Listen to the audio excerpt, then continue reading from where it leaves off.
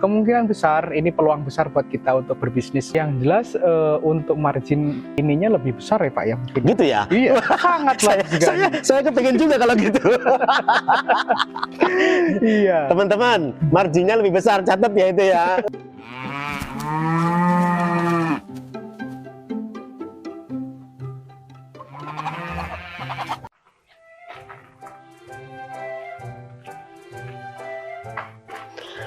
Sahabat sukses beternak semuanya, ketemu lagi dengan saya, Om Kusnadi.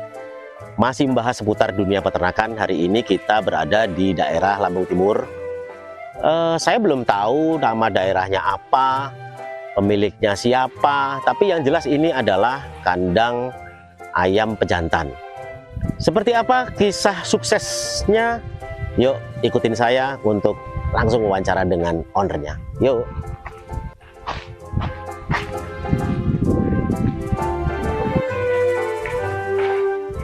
Assalamualaikum Mas. Waalaikumsalam warahmatullahi wabarakatuh. Seneng banget ketemu sampean. Iya.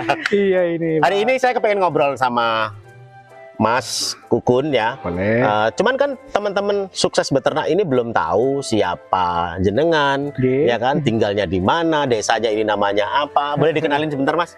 Boleh, untuk sahabat-sahabatku semuanya, untuk perkenalkan nama saya Kukun Guntur Saputra, berasal dari Sribawono, desa Lampung Timur tepatnya. Ya. Kalau untuk farm kami terletaknya di desa Sidorejo. Sidorejo. Di Lampung Timur ya Mas Lampung ya? Timur. Oke.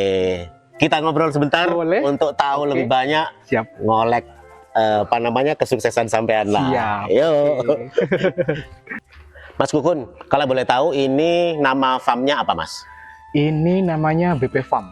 BP Farm. Ya. Apa singkatan dari BP Farm itu Mas? Ini Berkah Pejantan Farm. Oh, Berkah Pejantan. Iya. Jadi full yang dikelola Mas Kukun sekarang budidaya ayam pejantan. Ayam pejantan. Dari tahun berapa sih Mas? Saya mulai ternak ayam pejantan itu tahun 2017 Pak. 2017 ya? 2017. Ya, berarti sudah kurang lebih ya 8 tahun yang lalu ya memulainya ya? Ya, betul Pak.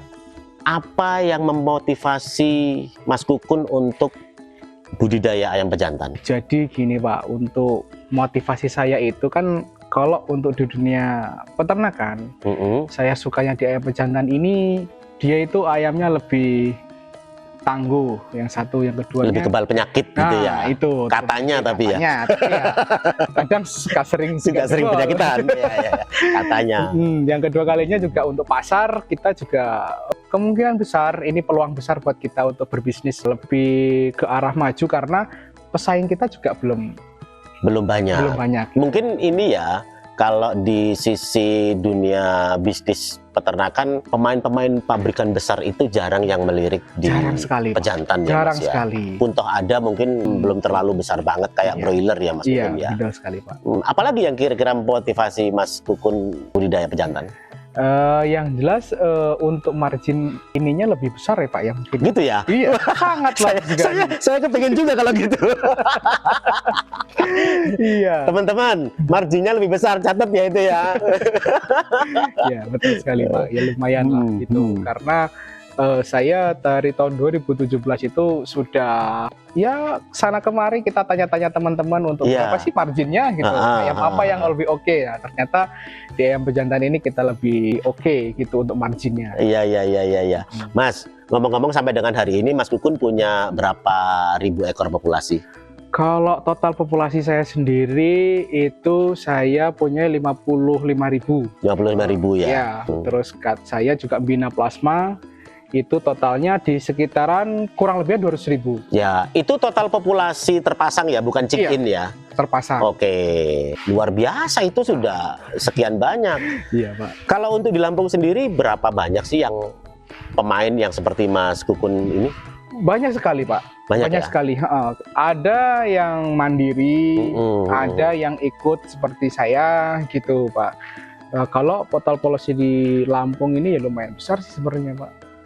Untuk pasarnya sendiri bagaimana Mas sampai dengan sejauh ini? Sejauh ini pasar kita, alhamdulillah di Lampung kita juga punya broker-broker yang mengambil ke kandang kita, farm kita gitu. Terus kita lebih fokus di pembuahan di Palembang, Pak, kota Palembang. Malahan ya? Iya, kita lebih ke Palembang. Gitu. Mas, bagi teman-teman sukses beternak kan mungkin belum tahu nih, pejantan itu apa sih? Gitu.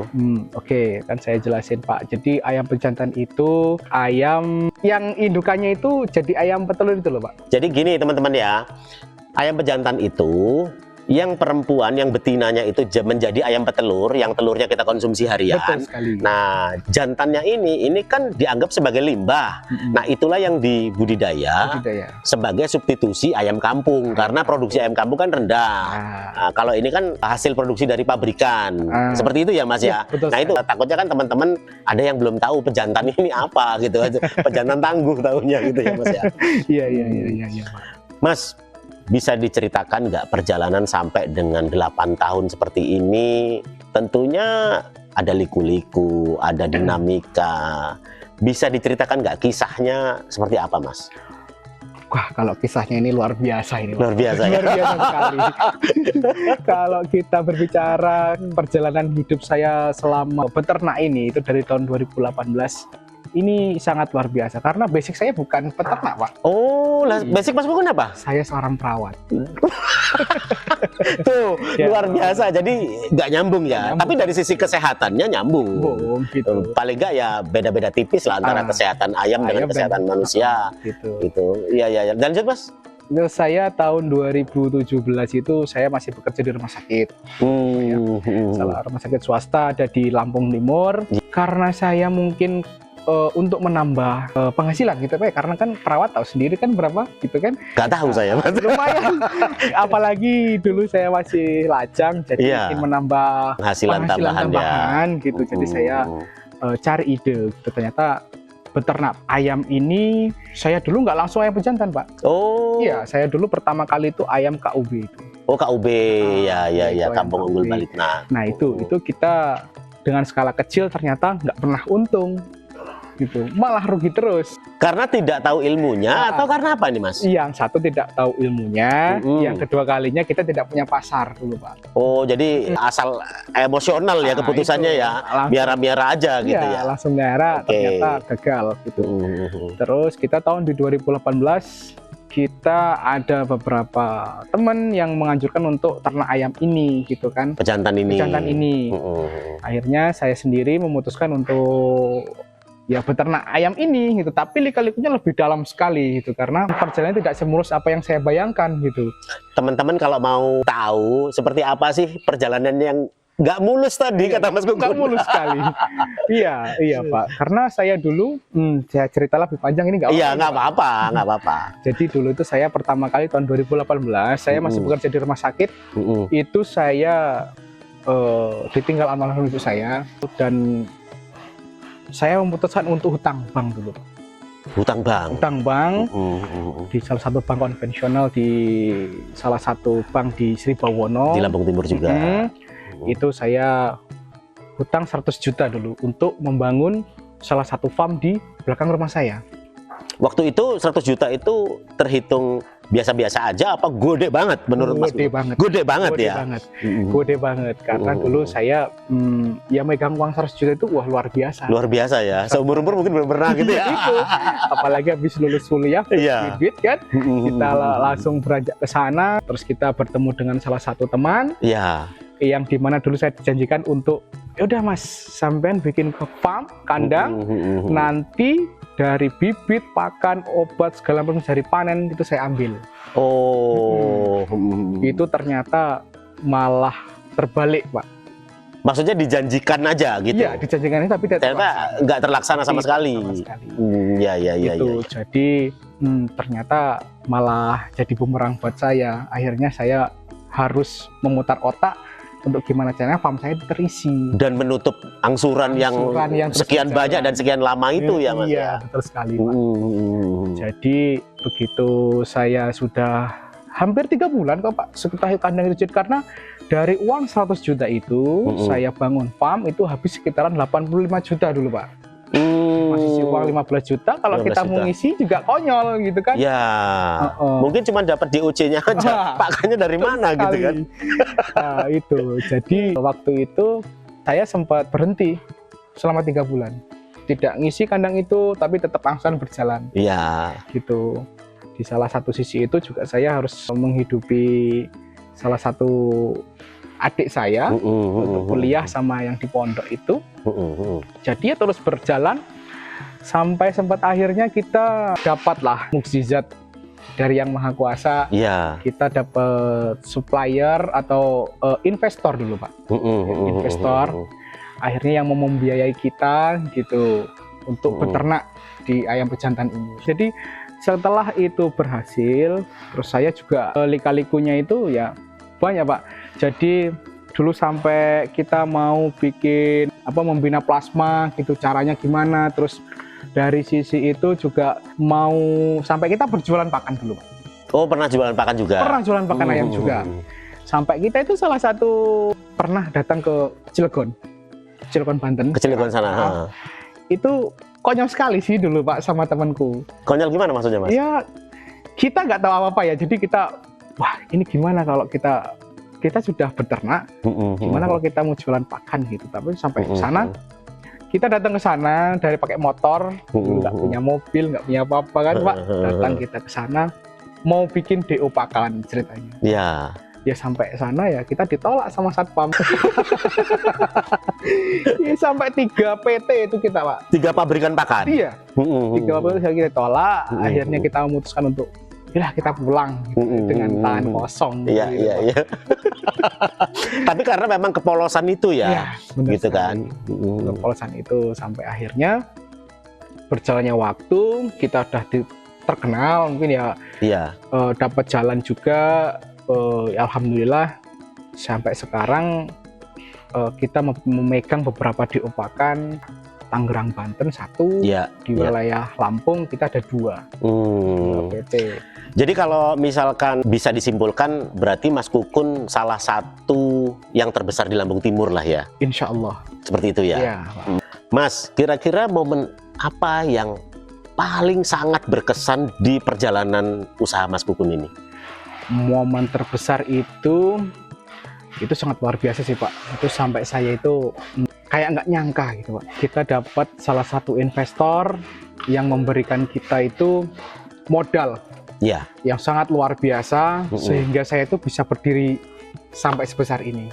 Itu dari saudara atau dari orang lain? Orang lain, Pak. Orang lain? Orang lain. Sebegitu percayanya dengan Mas Kukun, apa ininya, motivasi dia untuk itu? Saya juga kurang tahu sih, Pak. Cuman ya begitu saya itu tiba-tiba beliau menawarkan dengan saya, nih ada uang, silahkan kamu putar uang ini buat kamu modal usaha. Kamu pakai, saya tidak akan minta uang itu, labanya saya nggak minta, yang penting kamu bisa berkembang. Bisa berkembang. Iya. Berarti kan Mas Kukun bisa dipercaya artinya kan? Alhamdulillah. Berapa ratus juta? Nominalnya hampir 500-an juta itu. 500 juta. Ya artinya itu, Mas. Berarti Mas Kukun bisa dipercaya untuk megang amanah itu ya. Insya Allah. Terus orang yang paling berjasa di sepanjang perjalanan usaha Mas Kukun siapa sih? Kalau orang yang berjasa itu ada 1 orang, Pak. Itu ada teman sampai saat ini masih berkomunikasi dengan saya, Mas bahkan Kukun, membantu dengan saya.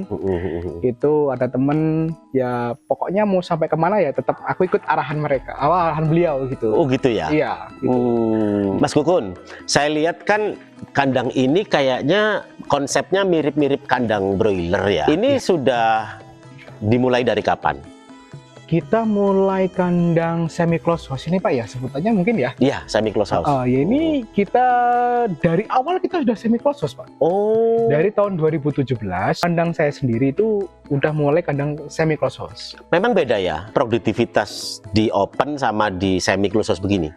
Beda, Pak. Beda ya? Beda. Ini tingkat kepadatannya berapa, Mas, nanti rencana diisi? Kalau saya biasa itu kita panen di umur 50 hari bobot 07508 ons, itu kepadatan kita kasih di 25 ekor per meter? Iya.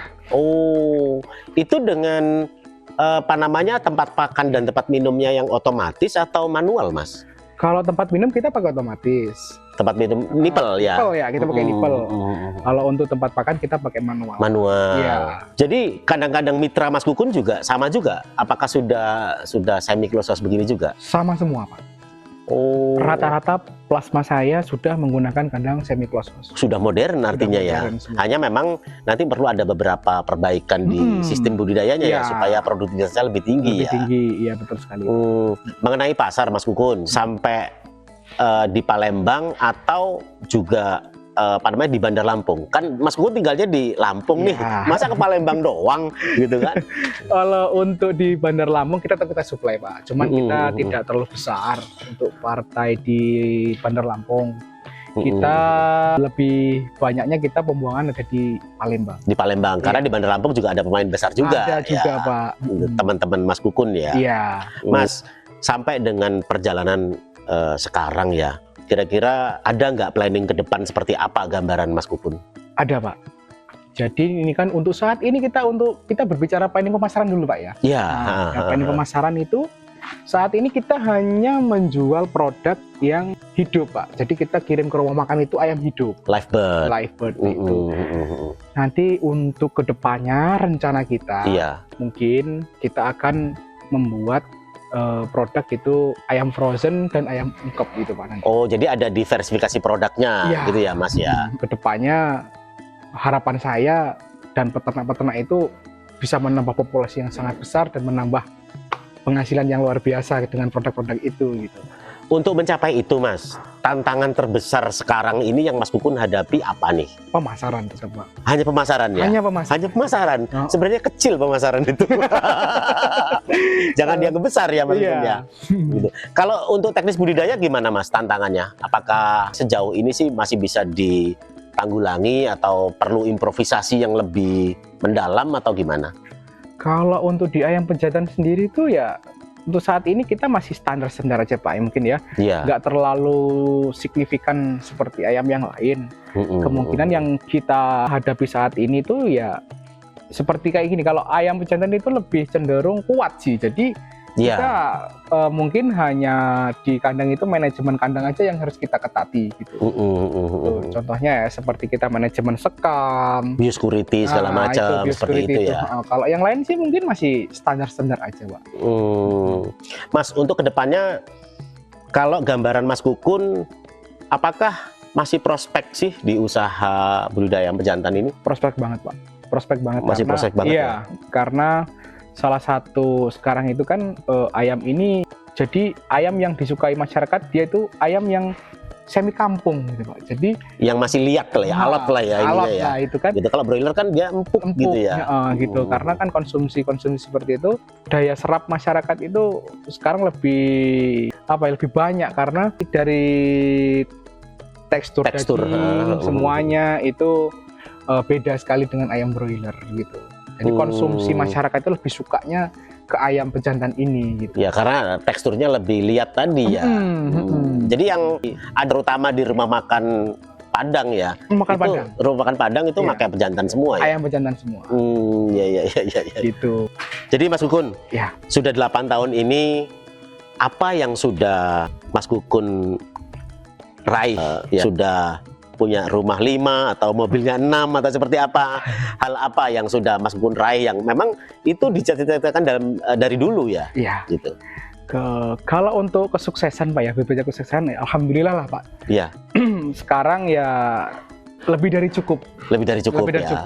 Kalau berbicara tentang aset, ya mungkin kita saat ini merambah banyak-banyak bisnis. Satu, yang kedua, farm kita juga alhamdulillah nambah terus ya gitu. Terus ya kalau rumah alhamdulillah masih baru 2 gitu. Baru 2 ya. Tapi istri 1 kan? Istri satu. Iya. Istri 1. Terakhir Mas Kukun, apa saran dan ya mungkin pesan untuk teman-teman sukses beternak semua yang kepengen maju nih, mungkin juga ada yang kepengen budidaya kayak Mas Kukun atau budidaya yang lain. Mas Kukun sebagai pengusaha apa sih ini pesan dan kesannya? Untuk teman-teman semua, intinya kita jangan takut untuk action. Harus action dulu. Harus action dulu. Oke. Harus action dulu. Kalau kita terlalu banyak teori, itu kita terlalu banyak pertimbangan. Nggak maju-maju. Nggak maju-maju gitu. Dulu saya seperti itu, Pak. Jadi basic saya kesehatan. Ya. Tapi saya menilai dunia peternakan ini kayaknya akan lebih cerah gitu kan. Begitu saya action, saya lakukan, walaupun ada pahit dan manisnya, Ya. ya alhamdulillah 8 tahun ya ini mungkin ya sudah mendapatkan kesuksesan yang luar biasa gitu. Jadi manisnya itu di pahitnya itu berarti. Manisnya itu di pahitnya itu. Luar biasa. Itulah yang untuk menginspirasi kita semua ya. Jadi teman-teman sukses beternak. Sekelumit kisah sukses dari Lampung Timur, dari Sidoarjo yang bisa saya ceritakan di sini. Terima kasih banyak untuk keterangannya. Di lain waktu nanti akan kita sambung lagi. Tentunya juga kritik dan saran ataupun komen teman-teman semua saya tunggu seperti apa nanti supaya kita bisa mengulas lagi mengenai teknis budidaya, pemanenan, pasarnya seperti apa. Nanti Mas Kukun juga nggak segan-segan untuk memberikan solusi ya. Siap. Kalau misalkan teman-teman sukses beternak mau nanya ke Mas Kukun langsung boleh kan? Boleh. Nanti nomor HP Mas Kukun kita cantumkan di deskripsi ya. Apa-apa. Oke. Baik, terima kasih banyak Mas Kukun atas waktunya. Siap. Ya, terima kasih. Ya, teman-teman sampai jumpa.